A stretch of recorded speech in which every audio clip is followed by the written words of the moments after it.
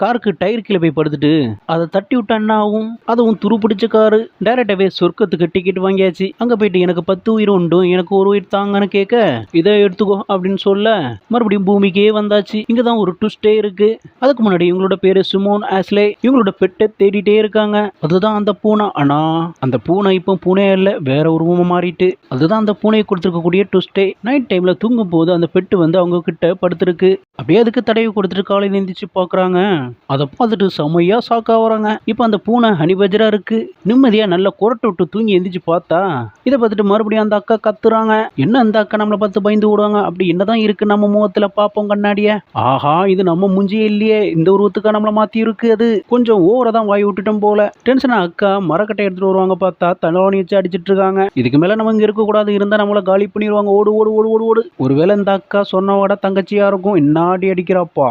இந்த கதை உங்களுக்கு பிடிச்சிருந்தா லைக் பண்ணுங்க.